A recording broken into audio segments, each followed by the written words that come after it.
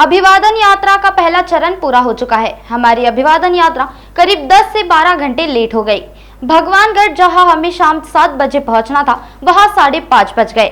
मातोरी गांव में क्या हुआ वो मीडिया ने लाइव दिखाया। हम लोकतंत्र में संवैधानिक लड़ाई लड़ रहे हैं। मनोज जारांगी को छगन भुजबल नाम का पीलिया हुआ है, इसीलिए उन्हें किसी अच्छे डॉक्टर से सलाह लेनी चाहिए, नहीं तो पीलिया बढ़ता रहेगा। ऐसी आलोचना ओबीसी नेता लक्ष्मण हाके ने आज पुणे में मीडिया से चर्चा के दौरान की।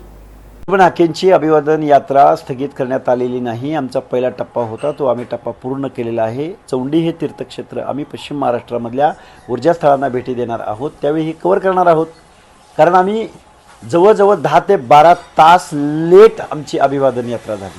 आम्ही ज्या भगवानगडावर रात्री 7ला पोहोचणार होतो तिथं आम्हाला पोहोचायला 5:30 वाजले। त्यामुळे आम्ही जी परिक्रमा यात्रा जी घेतली त्या यात्रेमध्ये हजारोंचा जनसमुदाय, रात्री 3ला सभा झाल्या, 4ला सभा झाल्या, 5ला सभा झाल्या। तुम्ही मीडियाने सगळं दाखवलंय, लाईव्ह दाखवलंय। त्यामुळे ही यात्रा स्थगित नाही, ही यात्रा इथून पुढच्या कालावधीमध्ये पूर्ण ताकदीने या महाराष्ट्रामध्ये झालेली दिसेल, उभी राहिलेली दिसेल।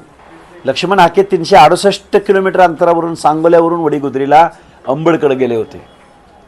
त्यामुळं माझ्या भागामध्ये येऊन मी माघार असं शक्यच नाही, कारण आम्ही लोकशाहीतली संविधानाची लढाई लढतोय।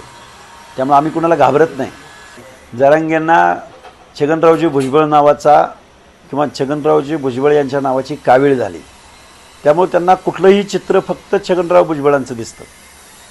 त्यामुळं त्यांनी इथून पुढच्या कालावधीमध्ये एका चांगल्या डॉक्टरकडे जाऊन इलाज घेतला पाहिजे, नाहीतर ही कावीळ अशीच वाढत गेली तर मग काय होतं हे तुम्हा सगळ्यांना माहिती आहे, महाराष्ट्राला माहिती आहे। चांगल्या डॉक्टरांचा सल्ला जरांगे पाटलांनी घ्यावा आणि चांगली ट्रीटमेंट डोक्यावरती करून घ्यावी अशी माझी त्यांना विनंती आहे। नागपुर समय, गली से दिल्ली तक।